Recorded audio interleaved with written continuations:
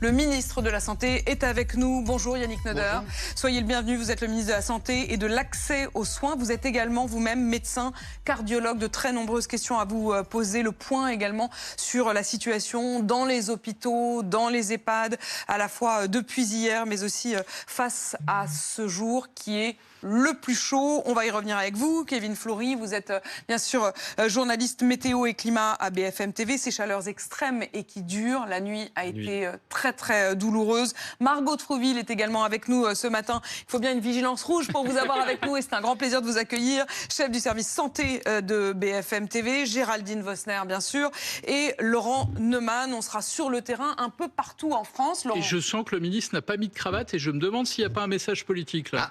On a le droit d'enlever la cravate aujourd'hui ? Ah oui, il faut. Le Japon le préconise. Laurent, eh ben voilà.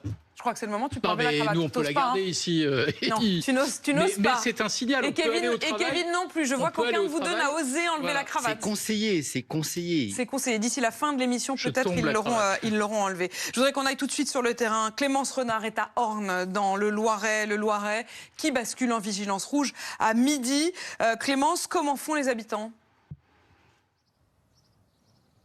Mais ils s'adaptent, les habitants. À l'heure où je vous parle, il fait déjà 27 degrés à l'ombre, plus de 30 degrés au soleil. On attend 37 degrés cet après-midi avec des ressentis qui vont dépasser les 40 degrés. Donc une chaleur suffocante pour les habitants qui va aussi être difficile à supporter pour les élèves de cette école qui reste ouverte toute la journée. Une chaleur difficile à supporter et ce malgré les installations mises en place pour la rendre un peu plus supportable. Il y a par exemple une cour de récréation végétalisée qui a été inaugurée il y a quelques semaines. Il y a aussi la présence de climatisation dans certaines salles de classe au premier étage. Mais voilà, des températures très élevées aujourd'hui. Il y a aussi des recommandations qui ont été faites auprès des parents d'élèves. C'est de leur donner aux élèves obligatoirement une casquette, des lunettes de soleil et de la crème solaire aussi. Je vous propose d'écouter quelques réactions au micro de Chloé Berthaud.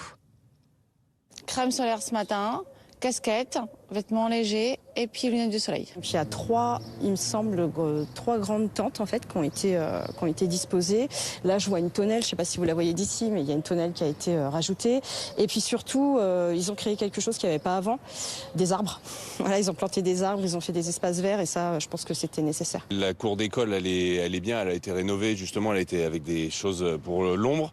Maintenant, est-ce que ça va soulager suffisamment face à 40 degrés ? Je ne suis pas forcément sûr. Voilà, donc on compte sur l'équipe enseignante aussi pour faire attention. Voilà, une mesure exceptionnelle qui a été prise dans cette école aujourd'hui avec ces fortes températures, c'est que les récréations se feront un maximum à l'intérieur de l'école pour éviter d'exposer les enfants au soleil cet après-midi.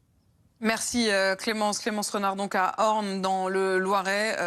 Monsieur le ministre, je ne vais pas y aller par quatre chemins.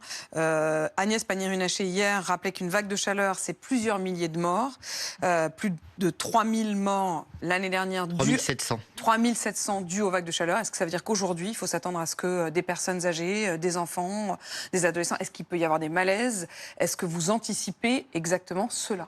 Alors c'est bien tout le sens de l'action, c'est de vraiment anticiper, ça requiert toute l'attention, on est extrêmement concentré sur ces sujets. J'ai fait mes premières réunions au mois d'avril au ministère avec les forces sanitaires, hôpital privé, hôpital public, libéraux, les pompiers, les sécurités civiles, la Croix-Rouge. Il faut vraiment que tout le monde soit mobilisé pour anticiper ces vagues de chaleur, que ça soit de l'organisation, que ça soit les mouvements de prévention qu'on va mettre en place. Est-ce que les hôpitaux sont prêts ? Alors les hôpitaux sont prêts. Oui, ils se préparent à chaque année, comme malheureusement la grippe, la canicule, c'est les temps forts qui saturent rapidement.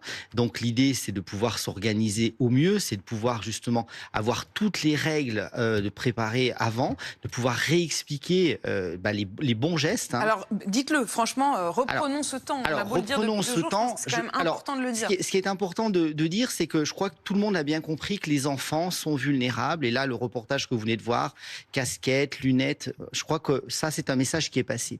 Il y a le message sur les personnes âgées. Donc, on sait très bien que c'est les plus de 75 ans qui vont être prioritairement hospitalisés. Donc, attention sur les personnes âgées, particulièrement les plus vulnérables, les très âgés. On voit que les mesures sont déclinées dans les EHPAD avec des salles, des blocs clim, de l'hydratation. L'hydratation, c'est par exemple un verre eau, mais c'est un verre eau par heure. On peut mettre du sucre dedans, on peut mettre du sirop parce que on n'a pas forcément soif. Et justement, les grands messages, c'est qu'il faut anticiper, il faut boire avant d'avoir soif, parce qu'en fait, la déshydratation, en fait, elle est spontanée vu la température ambiante. Donc on s'en rend pas compte. On s'en rend pas compte.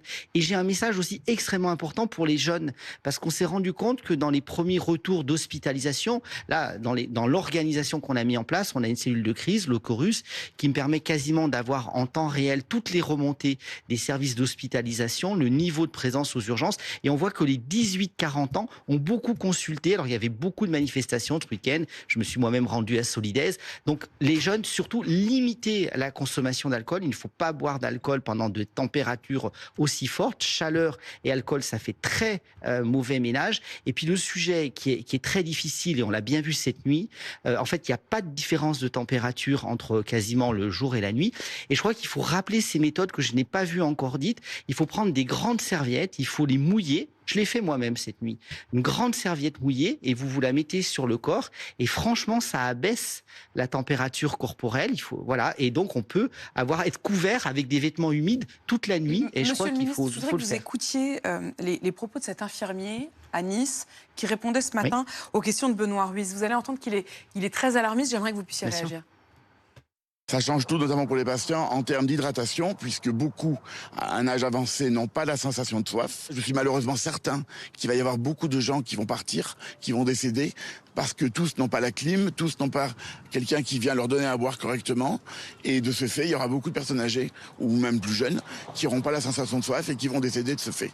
Qui vont décéder, c'est-à-dire que là, c'est une remontée de terrain. Mais c'est fondamental, ces remontées de terrain. Et c'est bien aussi, j'ai fait un courrier à tous les maires de France, puisque vous savez que toutes les personnes de plus de 65 ans peuvent se faire inscrire en mairie. Alors, beaucoup de personnes le font. Moi, j'invite aussi la vigilance citoyenne dans son village, dans son quartier, dans son immeuble, de repérer s'il n'y a pas une personne âgée qui vit seule, une personne handicapée, de toquer à la porte. Et c'est vrai que ces gestes, et c'est le aller vers qui va être fondamental. Et je pense que là, il y a un rôle de proximité et de dernier kilomètre auprès de chacune des habitations, avec les équipes mobiles, avec tous les acteurs du domicile, les services de soins à domicile, les hospitalisations à domicile, les centres communaux d'action sociale, c'est très important, puisque c'est paritaire, moitié d'élus municipaux, moitié de personnes qualifiées, qui peuvent se rendre à domicile pour faire ce dépistage. Monsieur le ministre, la vigilance rouge qui sera déclenchée à partir de midi aujourd'hui, quelles sont les conséquences? C'est-à-dire que est-ce que immédiatement, lorsqu'il y a vigilance rouge, ça veut dire, je sais pas,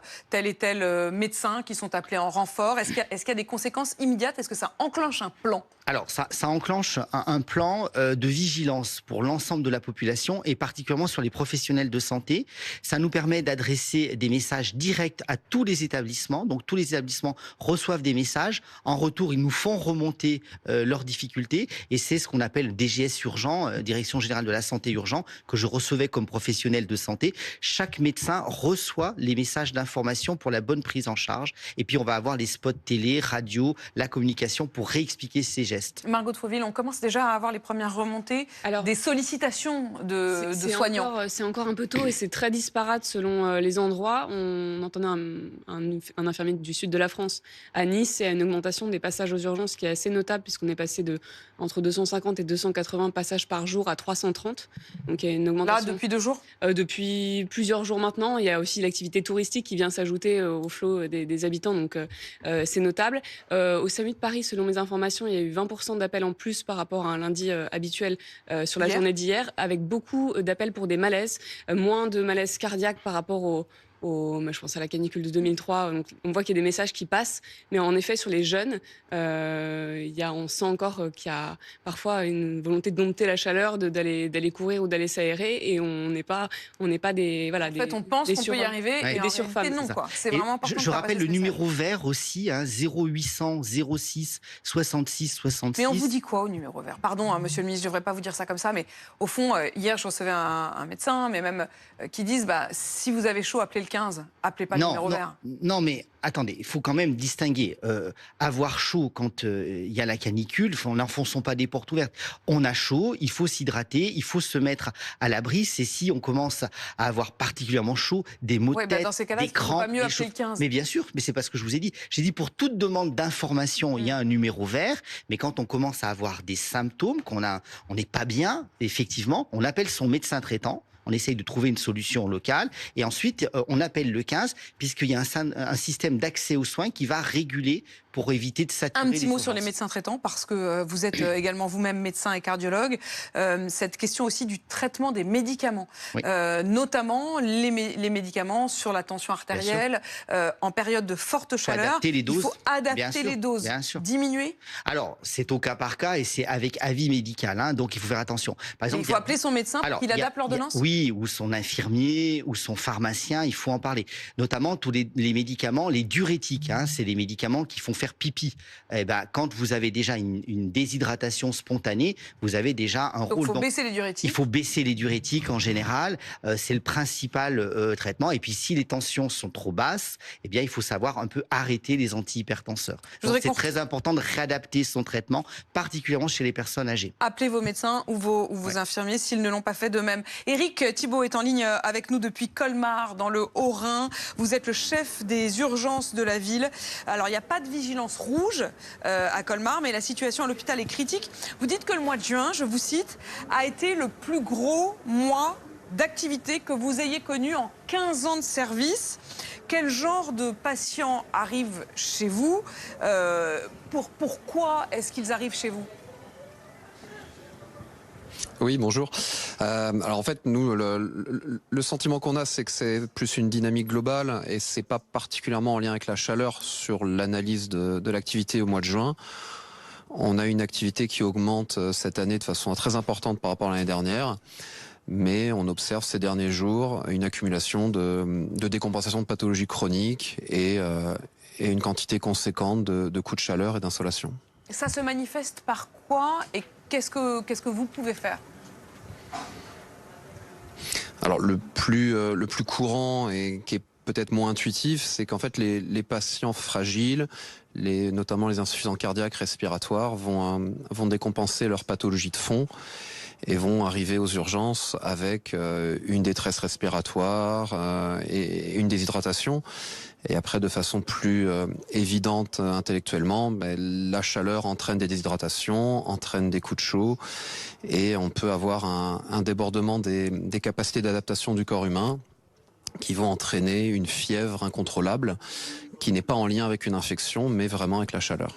Avec le fait de ne pas réussir à rafraîchir son corps. Il fait combien d'ailleurs à l'intérieur de votre hôpital à Colmar? Vous êtes équipé pour faire face? Alors dans les urgences, on est climatisé, donc il fait 25 à peu près. On est bien. Maintenant, tous les services ne sont pas équipés et ça renvoie à la question du parc immobilier hospitalier français. Je pense qu'il y a beaucoup d'hôpitaux en France qui ont des locaux qui ont 40, 50 ans et qui ne sont plus adaptés à des épisodes récurrents de chaleur. On a des bonnes isolations contre le froid, mais pas contre la chaleur. Pas contre la chaleur. De quoi vous auriez besoin, là le ministre de la Santé est sur ce plateau. Honnêtement, c'est le moment. De quoi vous auriez besoin de manière urgente? De manière urgente qu'il fasse moins chaud, évidemment. Mais de façon évidente, on le répète... On le répète depuis quelques années de façon récurrente. Il y a un problème dans la façon de voir le financement de la santé et de façon plus large les services publics. On a un fonctionnement à l'heure actuelle d'économie de santé qui est dans la gestion de déficit et dans la génération de déficit. Aujourd'hui, il y a beaucoup de bâtiments qui ont besoin d'être rénovés. Et avec des contraintes budgétaires, ça n'est pas possible de le faire dans des délais acceptables, donc ça prend plus de temps. Et il ne faut pas imaginer que dans les 3 ans, on arrivera à avoir un parc hospitalier immobilier qui sera adapté aux fortes chaleurs. Donc il va falloir effectivement s'adapter le plus vite possible, mais on le voit bien, pour vous c'est difficile. Merci beaucoup Éric Thibault d'avoir été en direct avec nous depuis les urgences donc, de Colmar, puisque vous êtes le chef des urgences à l'hôpital de la ville. Avant que vous ne puissiez répondre, monsieur le ministre, une question, parce que Géraldine, dans le journal Le Point, vous signez un grand dossier sur la question notamment du rapport à la climatisation dans les services publics. C'est devenu presque une question politique, j'allais dire. Oui. On parlait de l'hôpital à l'instant. Il y a les hôpitaux qui ont été construits il y a très très longtemps et qui, eux, effectivement, ont parfois du du mal à s'adapter. Et puis, il y a des hôpitaux récents, mais qui ont été construits avec le refus notamment d'y mettre la clim. Absolument. On garde une espèce d'idéologie en France, parce que c'est spécifiquement français, à percevoir la clim comme un confort superflu, quelque chose qu'on ne devrait pas privilégier. Le CHU de Nantes, qui est en construction, qui va bientôt ouvrir l'an prochain, qui est tout neuf, rutilant, qui a coûté plusieurs centaines de millions d'euros, a décidé de ne pas être climatisé. C'est-à-dire que les blocs opératoires vont l'être, mais c'est tout, les chambres ne le seront pas. Et ils s'en glorifient en disant on va faire des choses biosourcées. Et en fait, tous les experts de la construction vous disent, c'est totalement aberrant, parce que toutes les méthodes alternatives qui permettent d'éviter la climatisation de la chaleur sont effectivement intéressantes dans des périodes de courtes canicules, de petites canicules entrecoupées de périodes fraîches. Mais à partir du moment où vous avez une longue période où les températures dépassent les 30 degrés, rien, absolument rien ne pourra refroidir l'air, sinon une climatisation. Donc on voit que même l'idéologie, crée des situations dont on sait que demain, elles vont être absolument tragiques. Ce CHU à Nantes va ouvrir en 2027. Je peux vous prédire qu'on aura dès l'été suivant des problèmes, des plaintes, parce que le bâtiment aurait été mal conçu. Cette question de la climatisation dans les hôpitaux, vous en pensez quoi, vous, alors, monsieur le ministre ? je dis simplement sur les 2 dernières interventions, il y a quelque chose qui est extrêmement important. On voit un emballement médiatique là depuis ce week-end sur le fait canicule et rouge, mais par exemple moi dans mon département, ça fait déjà 13 jours que nous étions en plan orange, et c'est des sujets qu'il faut vraiment... Vous êtes à Grenoble, hein ? Oui, je suis à Grenoble, des villes qui sont réputées pour être chaudes, et je crois que ce qui est aussi assez nouveau, c'est qu'il fait chaud assez tôt. On est en début quand même d'été. Dès la mi-juin. Voilà, dès la mi-juin. Alors en sachant qu'en 2023, la canicule avait été tardive. Ça avait été plutôt sur fin août. Voilà, fin août. Donc là, on est plutôt tôt. Et le facteur d'alerte, c'est que en fait, ça dure. On est en plateau à des niveaux élevés. Parce que par exemple, ça fait 13 jours en Isère comme dans le Rhône que nous sommes en zone orange et qu'en fait, il n'y a pas assez de rafraîchissement. Donc par rapport aux propos de madame, on voit bien que les bâtiments biosourcés ont besoin de ce rafraîchissement naturel, puisqu'on les aère, ils se gorgent de fraîcheur et ça tient la journée. Donc c'est un modèle certainement à repenser. Écoutez ce que dit Jean-Marc Jancovici, le spécialiste des questions d'énergie et de climat, précisément sur le fait que la clim, est-ce qu'aujourd'hui c'est un geste anti-écolo ou est-ce que ça passe ? Après, la clim, c'est pas l'horreur. Il faut voir qu'en ce moment, on a un problème de surplus d'électricité tous les jours à midi. Parce qu'on a les panneaux solaires allemands et français qui produisent trop d'électricité par rapport à ce qu'on utilise. Donc, si on rajoute des clims qu'on fait tourner quand il fait très chaud... c'est pas grave. Sur le plan de l'électricité, non. Sur le plan, donc, quand on dit... ça rejette de la chaleur. Ça surconsomme de l'électricité, c'est pas grave. En fait, en ce moment, de toute façon, on en a trop. Alors, à l'heure à laquelle ça la consomme, non, c'est pas trop grave. Par contre, ce qui est plus ennuyeux, c'est que ça rejette de la chaleur dans l'extérieur. En fait, une clim, c'est un frigo à l'envers. Un frigo, ça refroidit la bière et ça réchauffe la cuisine. La clim, ça fait l'inverse, ça refroidit la cuisine et ça réchauffe l'extérieur. Donc, si vous commencez à avoir beaucoup de clim partout, ça crée un surplus de chaleur dans la rue. Si vous commencez à avoir beaucoup de clim partout, ça réchauffe l'atmosphère. Alors, ça la réchauffe, oui, mais dans des proportions assez faibles, parce que pour le coup, on a eu des études qui ont été faites dans le monde entier. Si on résume, ça peut augmenter la température extérieure jusqu'à 2 degrés, mais ça, c'est ce qu'on a observé, par exemple, à Tokyo ou à Manhattan, dans les environnements les plus denses, où vous avez plus de 25 000 habitants en kilomètre carré. En dessous de 5 000 habitants en kilomètre carré, c'est absolument indétectable. Donc en France, vous pouvez mettre une climatisation. J'entendais ce matin, j'avais un des auditeurs qui nous appelait, Hakim, qui est du côté de Sarlat et qui est rôtisseur et qui était sur les marchés avec ses rôtisseurs en plein air de poulet à 250 degrés. Effectivement, on n'a pas pour autant empêché d'avoir ces rôtisseurs, mais qui, j'imagine, ont un gros impact sur la question les effets, les îlots de chaleur urbains, c'est une vraie préoccupation. C'est terrible. Mais le gros, c'est quand même l'asphalte et les voitures, les moteurs des véhicules. Avant que vous ne puissiez répondre à nouveau, monsieur le ministre, vous savez quoi, on va aller dans un EHPAD, parce que c'est l'autre question, évidemment. On a parlé des hôpitaux, on a parlé des écoles. Jean-Wilfried Forquès est en ligne avec nous depuis l'un des EHPAD de Toulouse. Jean-Wilfried Forquès, il y a une mobilisation générale qui a été annoncée par le gouvernement pour les personnes fragiles. Là, la consigne est très très précisément appliquée, Jean-Wilfried, là où vous êtes. Oui, chez le résident ici, par exemple, chez Claude, volet fermé, et vous le découvrez, il a installé un petit dispositif, parce qu'il n'y a pas de climatisation ici, dispositif personnel, Claude, c'est ça? Personnel, oui, oui. Comment vous vivez cette canicule qui a débuté il y a quelques jours maintenant? Comment ça se passe? Assez bien, parce que on s'habitue que petit à petit à la chaleur. Ça va de mieux en mieux. Vous buvez régulièrement? Ça fait partie des consignes? Oui, d'une part les consignes, et puis on en éprouve le besoin. Hein. Parce que même la nuit, on a besoin de s'hydrater. Et j'ai une gourde à ma disposition que je remplis régulièrement 3 ou 4 fois par jour. Alors, la famille prend régulièrement de vos nouvelles? On voit là des photos de vos enfants, petits-enfants. Comment ça se passe? Oui. Ils viennent très souvent parce que j'ai la chance d'habiter pas trop loin de chez eux. Donc c'est souvent qu'ils sont là. Pour les autres résidents, vous me disiez aussi, ceux qui n'ont pas la chance d'avoir la climatisation, de la ventilation dans la chambre, il y a des pièces dédiées pour ça. Hein. Oui, par contre, tous ont un ventilateur dans la chambre. Et par contre, il faut quand même s'habituer à nos âges, d'une part à la climatisation et d'autre part au ventilateur. Merci infiniment, Claude. Ici, dans cette chambre, il fait déjà 25 degrés, température extérieure attendue dehors cet après-midi. Apolline, 40 degrés. Merci Jean-Wilfried Forquès à l'intérieur donc de cette EHPAD à Toulouse. Monsieur le ministre, il y a ceux qui sont en collectivité comme ça, et puis il y a ceux qui sont isolés. Est-ce que vous avez dans les différents départements des listes? Vous parliez tout à l'heure du dernier kilomètre, oui. C'est-à-dire effectivement aller jusque chez eux, aller frapper à la porte, aller prendre des nouvelles. Je crois que c'est vraiment tout l'enjeu de solidarité, de vigilance qu'on appelle la démarche citoyenne de tout le monde.